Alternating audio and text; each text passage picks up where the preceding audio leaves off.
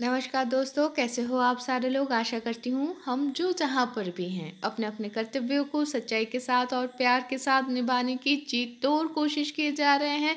और हम हमारे इस साधना में माँ बाबा के आशीर्वाद से, गुरु की कृपा से और परमेश्वर की इच्छा से सफल रहेंगे। इसी शुभकामना के साथ चलिए शुरू करते हैं आज की कविता। मानुष छोटोनॉय और लेखक है इसके श्री तीनकोरी पात्रो। मानुष छोटोनॉय यानी कि इंसान छोटा नहीं है। तो शुरू करें। हे विशाल, हे अमित शक्तिधर, कितने रूप है तुम्हारे, कितने रहस्य हैं तुम्हारे। तुम्हारे आंकलन में, तुम्हारे मानदंड में इंसान तो बहुत ही छोटा है, लेकिन दीन नहीं है। इंसान दुर्बल नहीं है, नहीं है असहाय।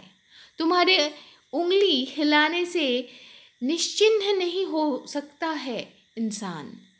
जो तुम चाहे हो बार बार आघात किए हो शत बार, भिन्न रूप में, भिन्न भावनाओं में। कभी बने हो प्लावन तो कभी बने हो भूमि ध्वस्त, भूमि के स्खलन। कभी बने हो सुनामी तो कभी उल्का, तो कभी बने हो वज्रपात। कभी टॉर्नेडो तो कभी अतिमारी, कभी महामारी बनकर।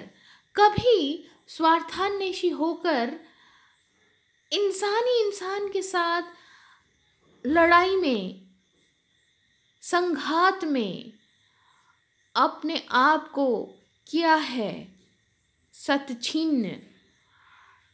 तब भी दीर्घ ये सारे संग्राम में तुम चाहे हो इंसानों को पूरा मिटा देने के लिए, लेकिन सफल नहीं हुए हो।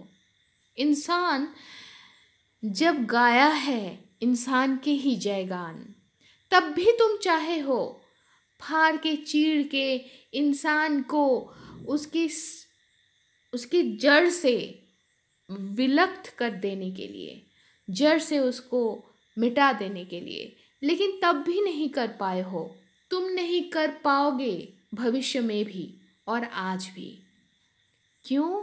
क्योंकि इंसान समझ सकता है, इंसान लड़ाई करना जानता है और देना जानता है।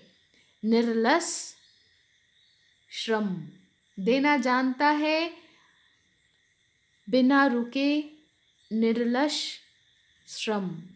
इंसान छोटा है, ठीक है, क्षुद्र है, लेकिन छोटा नहीं है। छोटा नहीं है, उसके सीने में जो तृष्णा है वो छोटा नहीं है।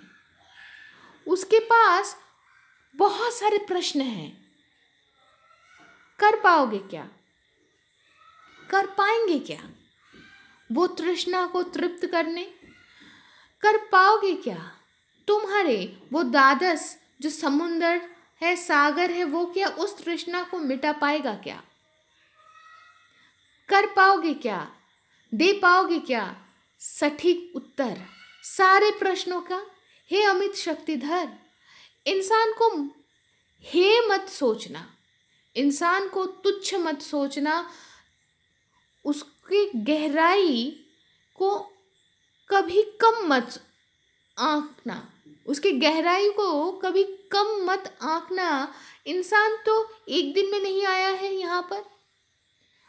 उसका ये जो इंसानियत का, इंसान का शिरोपा, ये जो शिरोपा है, ये तो एक दिन में ये परिचय नहीं बना है। लगा है बहुत समय, बहुत रास्ता पार करके, बहुत पथ पार कर कर युगांतर के बाद इंसान के इस परिचय को अर्जन किया है। इंसान जानता है तुम्हें, वो जान पाया है तुम्हें बहुत सारे परिश्रम, बहुत सारे साधना से। उसे पता चला है कर्म से ही वो कर पाएगा विश्व विजय। आज स्वर्ग मर्त पाताल सब कुछ लांग कर वो चौथे मात्रा में पहुंचने की कोशिश किए जा रहा है। शायद पहुंच भी गया है। चंद्रमा को छोड़कर दूसरे ग्रह और ग्रहों के भी पार, नए तारों में वो अभी अपना अपना रास्ता बना के चलना शुरू कर दिया है। इंसान तो छोटा नहीं है, वो बुद्धिमान है। तुमसे ही वो शक्ति लेकर तुमको ही वो जानने के लिए है व्यस्त। तुम्हारे परिक्रमा में ही अपने आप को किया है निछावर। इंसान का प्रगति तो एक वाक्य में नहीं हुआ है बहुत सारे श्रम, बहुत सारे प्रज्ञा और खूब सारी साधना के साथ। हे विशाल, हे सर्वशक्तिमान, हे विशाल, हे सर्वशक्तिमान,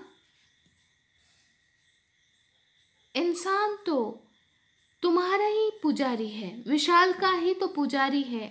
वो क्षुद्र है लेकिन कभी भी छोटा नहीं है, क्षीण नहीं है, हीन नहीं है। इंसान छोटा नहीं है।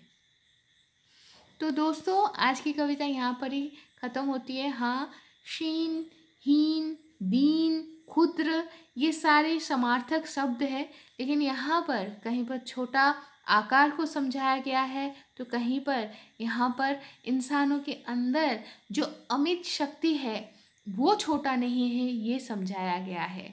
हमें याद रखना पड़ेगा हमारी उम्र जितना भी हो, हमारी आकार जितना भी छोटा हो, या हमारा आकार जितना भी स्वरूप कुरूप जैसा भी हो, ये याद रखना पड़ेगा कि हम जो हर एक एटम से, परमाणु से जो बने हैं, वो सारे इस सृष्टि के समकालीन है। हम इतने विशाल के ही अंश हैं। अगर हम विशाल का अंश हैं तो हम छोटे नहीं हैं। यही हमें याद रखना पड़ेगा और आगे बढ़ते जाना है। तो आज की कविता यहाँ तक ही, फिर मिलते हैं, तब तक के लिए टाटा।